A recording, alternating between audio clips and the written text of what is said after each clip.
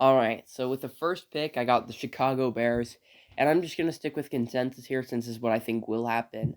I think they're going to take Caleb Williams number one. Now, I think there's a decent bust chance as he's a quarterback, and he has some character issues, so you definitely want to worry about that. But he's a very talented prospect and is my second ranked quarterback, very close behind Drake May. But this is not what I would do, this is what I think will happen. So who do you have the Commanders taking at number two? I have a very similar situation. This isn't necessarily who I would pick, but this is who I think that the Commanders will pick. So this isn't necessarily my opinion, but this is the Commanders' opinion. So I think that they are going to pick JJ McCarthy. I know that he is kind of controversial, and a lot of people don't like him because he, you know, his team was mostly a run heavy team, and they didn't really have him throw the ball a lot. So he doesn't have a so we don't have a ton of statistics knowing about his ball game, I think but I think that the Commanders will pick him. Yeah, so the odds have been moving recently. I've been on this train for a bit now. I probably wouldn't take him in the first round. I have a second round grade on him, but I don't know. The Commanders have made a lot of interesting picks the past few years. Emmanuel Forbes, I had a late third round grade on. I had a mid third round grade on Jahan Dotson. So if they pick J.J. McCarthy, he'll be interestingly my highest graded player they've taken in the past 3 years. So that's kind of insane, especially since he's not that high.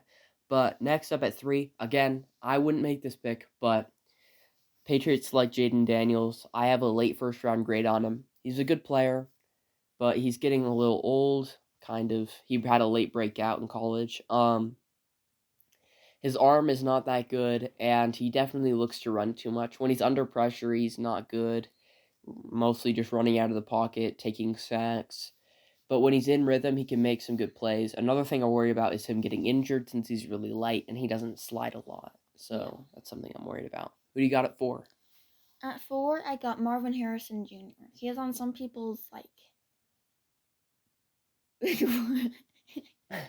he's he's like really good, and lots of people really like him. So I had the Cardinals picking Marvin Harrison Jr.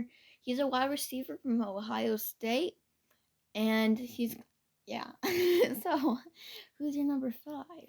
Yeah, the Cardinals do need a receiver, and Marvin Harrison is amazing. I don't know if I'm definitely switching between him and Malik Neighbors. I have very similar grades, but they're my number one and number two overall player in this class. At five, I have a trade. The Chargers trade back with the Vikings. The Vikings select Drake May. Drake May is my number one quarterback, so as a Packers fan, I do not want him to end up with the Vikings because that would be horrible for us. But I think it's a great move for the Vikings as they don't have to trade up really far up, and they still get their QB of the future, and they have that draft capital to trade up with the Chargers. Yeah, that makes sense. My For number 6, I think that the Giants might pick Malik Neighbors. He's a wide receiver from LSU. He is, like you said, very good. He's really good, and he's up there with Marvin Harrison Jr. Um, the Giants definitely need that wide receiver, and I think it would be a good pick for them. Yeah, they've definitely been missing that number one kind of guy. Um, and all the quarterbacks are off the board. At number seven, I got the Titans. This is one of the easiest picks for me. It's Joe Alt. They had the worst tackle group in the NFL, and Joe Alt is the last blue chip player I have in this class left on the board here at seven. So it's an easy pick for me. Yeah. So for number 8 and the Falcons, I have Romu Dunze. Um, so obviously you guys know my opinion on Romo Dunze. I don't think he is that good of a wide receiver personally, but I think that the Falcons might value his skills. And even though he doesn't run after catch very often, I think his skill could be a pretty valuable person. Obviously, you still think he's a good player. You just don't have him quite as high as everybody else. Yeah. But the Falcons, obviously, in your case, you believe they might like him a lot more than you do. Yeah. At number nine, Bears with their second pick. I have them picking Jared Verse. He kind of feels like a bear. I don't like Jared Verse that much. I feel like he's a number two edge rusher at best, and kind of at worst. I feel like his floor and his variance isn't that high. but it's a safe pick, and he could be their number 2 next to Montez Sweat. So Bears bolster that defense a bit more with this pick. Who do you Yeah, got I at feel 10? like Bears fans, they're like these like people who like Brother Bear, like the movie. Like, I don't know. So for number 10 and the Jets, I got Brock Bowers, a tight end from Georgia. And interesting thing happened today. Well, I don't know if exactly today, but Zach Wilson is now the quarterback for the Broncos and not the Jets anymore. Anyways, the Jets need a tight end, so you know. Yeah, their need at tight end isn't that big, but he is a great player. I don't know how much he will be playing tight end.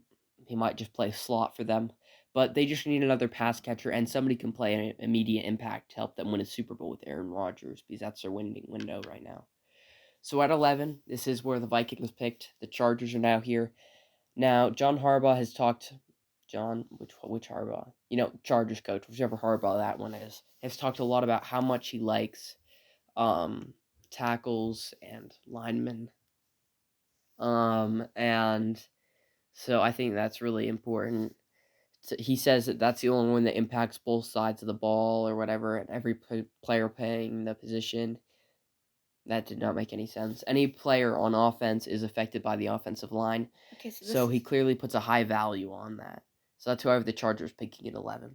And they traded up for that? Back. Oh, traded back for that. Oh, yeah. Okay. So for number 12 pick, I have Bo Nix. He's a quarterback from Oregon. And like I said, Zach Wilson just got hired there, I guess. But I think he could still be like a second string or something. And even though Bo Nix is younger than him, I think that might be better actually. So I think they might want Bo Nix still. I don't know. It's kind of confusing. They clearly don't view Zach Wilson as a starter.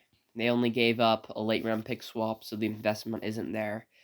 And so they take a high floor prospect in Bo Nix, who is similar to Drew Brees, obviously not on his level. But in Sean Payton's system, he can make that guy look pretty good. So I'd say that's probably a guy he'd go after. Yeah. At 13, I got Talize Fuanga, sorry. I don't know how I messed that one up. He's a right tackle. Now, I like Thayer Munford, but I think he's more of a swing tackle for the Raiders. And Fuanga is one of the better players still on the board for consensus reason wise. Yeah, he's a mauling right tackle, great run blocker. It really fits what the Raiders want to do on offense. Run the ball with Zamir White, since they don't really have a quarterback right now, and I don't think Michael Penix would be good value here. Yeah. So who you got at 14? At 14 for the Saints, I got Ulu Fashanu, an offensive tackle from Pennsylvania State. I do think that the Saints will want an offensive tackle, and I think that would be a good pick for them for right now. He's one of the better, maybe the best pass blocker in this class. Yeah, he's a very good tackle. Yeah. But Ryan Ramczyk might not play again. He's been contemplating retirement, and their other tackle spot has been very weak for a long time now, and this will be a nice step up. Yeah, they definitely need a tackle. That's definitely their number one need, and Olu is a good value here. Yeah. So at 15, I have the first corner off the board. I have Quinyon Mitchell, the athletic guy from Toledo. Now, he can play press, off coverage, he can do anything. The only thing you have to worry about is that he played at Toledo. But he did play in the Senior Bowl and was the best player on that field when we were there. And so I just think that'd be a great fit here with the Colts. So the reason why, he said that about Toledo is because Toledo is because it's not like a big name school, so it has it doesn't play as good of teams, so it's kind of hard to decide how good Quinyon is. Yeah, since it's just gonna get harder at the NFL level. Yeah. So for number 16 and the Seahawks, I got Dallas Turner, an edge from Alabama. Alabama is a very prestigious school, so obviously Dallas Turner is good. And I think the Seahawks will value his edge skills. I do have him falling. We do have him falling here a bit, but he's an athletic freak, and he also had some good production at Alabama. So I think his ceiling's high. His floor isn't as bad as everybody's talking about, but yeah, you could see him busting. But they definitely need somebody on the edge. Yeah, his floor's like carpet, not plywood. Great. I guess that's a little bit better. Yeah, carpet's way better than plywood. Okay. Who you got at 17? Haha, your Oh, odds. yeah. Dingus. I mean, genius. I guess I'll pick Brian Thomas Jr. here. This definitely replaces their needed number 1 receiver role. They have Christian Kirk, but he's more of a slot number 2 guy. So they get the side speed of Brian Thomas here. I know they signed Gabe Davis, but it was only for $13 million, and Brian Thomas is just a better version of Gabe Davis. And they can both be on the field at the same time. So I think this is still a good pick. Yeah, so for number 18 and the Bengals, I got Amarius Mims, an offensive tackle from Georgia. He's really big and tall, and he's a good pick for the Bengals and really matches their play style. Yeah, right now their 2 tackles are the biggest ones in the league. So they just get another big tackle to learn from them. So then one of them, Trent Brown, just signed a 1-year deal and he's old, so Amarius Mims could take over next year. So that'd be really exciting. They have humongous tackles, great run blocker. I'm not a huge fan of him. I see his high bust potential here, but the Bengals are such a good team. They have like the stability to take a shot on a guy like Amarius Mims, who has great payout potential. Yeah. At 19, I got the Rams addressing corner here, taking Terrion Arnold. Now, he doesn't have the game-breaking speed, but the Rams have had to deal with slow corners. I think it's Darian Kendrick. He was playing last year. I think he ran like a 4.7, so that's really bad. Arnold's a 4.5 guy, and they were starting Kendrick, so clearly they can deal with slow corners. But Arnold's actually good in slow rather than bad in slow. So I think this would be a huge upgrade for the Rams secondary here. Yeah. So for pick 20 for the Steelers, I got Troy Futanu, an offensive tackle from Washington. And the Steelers definitely would want this pick, I think. Yeah, he can play all 5 spots on the offensive line. Yeah, he's very versatile with offensive positions as like for tackle stuff. For offensive line positions. Speaking of versatile, at number 21, I'm taking Graham Barton for the Dolphins. I believe he can also play all 5 positions on the offensive line. Dolphins have a lot of holes, so you can kind of play him at whatever position you need or whatever position he's best at. They definitely have a hole at center. They need a guard. They might need a tackle since Terron Armstead is hurt every single season. So they'll definitely need his versatility. Yeah, and he's an IOL. Just kidding. I know what that means. That kind of sounded like I didn't know what it means, but I do know what it means. Anyways, he's from Duke. Yeah, so for pick number 22 for the Seahawks, for the Eagles, sorry, I got Cooper DeJean, a cornerback from Iowa. And one thing I noticed right off the bat is that his Iowa logo is also a bird. I think. And I think that he would like, I think he likes birds. That's not the reason why that's not the reason why the Eagles would pick him. They would pick him because he's a cornerback and he's good at his job. He can really play any position. Nickel, outside. He can even play safety for you. And dime. He can play in dime also. Dime, dollar, whatever. Well, that doesn't exist. Yes, it does. Dollar exists? Yes, it's a formation with a lot of defensive backs on the field. Oh, yeah, he's great at the dollar. But because he's a great tackler, so they don't lose a lot of tackling and stuff. But anyway. So yeah, I really want to stay to 25 to my Packers, but here I have them going a bit earlier since this is what I think will happen, not what I want to happen. Yeah. At number 23, this is one of the picks the Chargers got for trading back with the Vikings.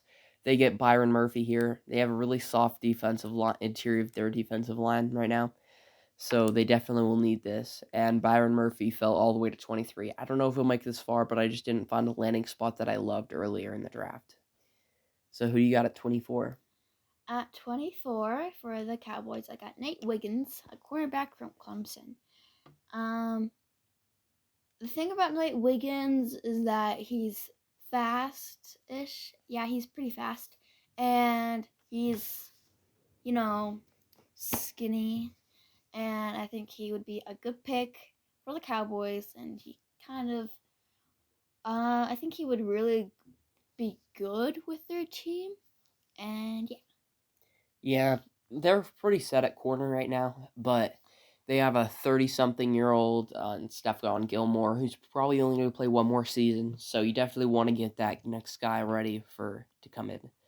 So next up, I got at 25. Packers trade back here. The board fell horribly for them. So they trade back with the Bills, who want to make sure that they can get their receiver they want in Adonai Mitchell. I love Adonai Mitchell, great route runner. He just takes some plays off despite being fast, tall. He has all the tools. He just sometimes doesn't try his hardest because he wants to save his energy, which NFL teams probably won't like that, so that might be a reason why he falls. Yeah. So for number 26, and for the Buccaneers, I got Laiatu Latu, an edge rusher from UCLA. And the Buccaneers need an edge. Let's just say that. Also, thanks. Sorry, guys. Thanks to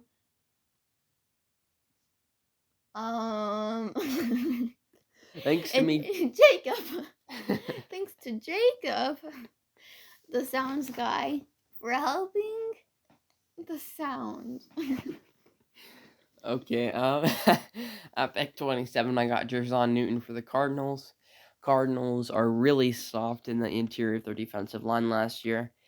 They had some nice breakouts, but none of them were becoming superstars. They signed Justin Jones to a ridiculous contract that he didn't deserve. So right now they really don't have a starter on that interior, and I really like Jer'Zhan Newton and his ability to rush the passer. Great. Now I've put you in position to take somebody for the Packers. That is not what I intended.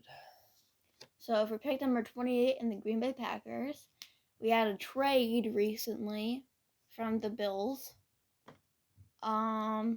And this is, pick 28. Kool-Aid McKinstry, a cornerback from Alabama. He was,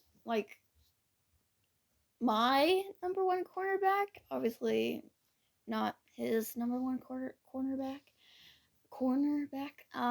But I think that the Packers would enjoy Kool-Aid's Kool-Aid plays.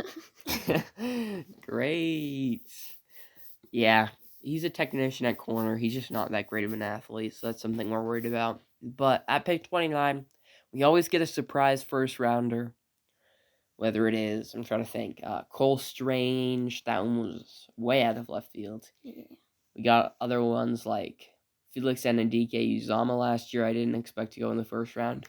This time I got Marshawn Kneeland out of Western Michigan. This is a great athlete guy, oversized a bit. Undersized to play on the interior, but oversized a bit on the edge. So he's a bit of a tweener, kind of between them. But he's a big dude, powerful. I don't know. I just feel like he's a guy that Dan Campbell might enjoy having on his football team. Yeah. For pick 30 and the Ravens, I have Damian Robinson. Just kidding. Damon Robinson. He's an edge for Penn State, and he can jump. Yeah, he's a great athlete, but a lot of his athletic stuff comes in his change of direction skills. He can turn the corner, really get to the quarterback. We just didn't see a lot of sacks at Penn State, and that's a bit concerning. But he's just a great athlete, so he's got a lot of potential. And Odafe Owe, the Ravens took a few years back, has started to pan out for them as an athletic freak. He didn't even have a sack in his last year of college, Owe. So that's insane. When he says freak, he doesn't mean it in an offensive way. It's a good thing. We know that.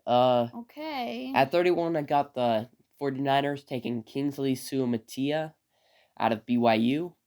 Now, He's they're an offensive tackle. great. They're pretty set at offensive tackle for right now. Yeah. But Trent Williams is getting up there in age, and I forgot their other tackle's name. Colton McKivitz is bad, so you hope Kingsley Suamataia can start there sometime in his rookie year, and he's an athletic freak, so that's why he'd be taken pretty high. Now, the last pick all falls into your hands. Yes. Number 32 and the Chiefs. For the Chiefs will be Ladd McConkey, a wide receiver from Georgia.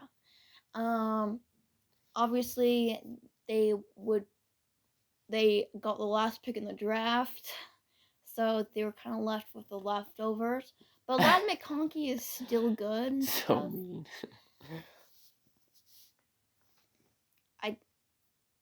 I didn't mean it to be mean.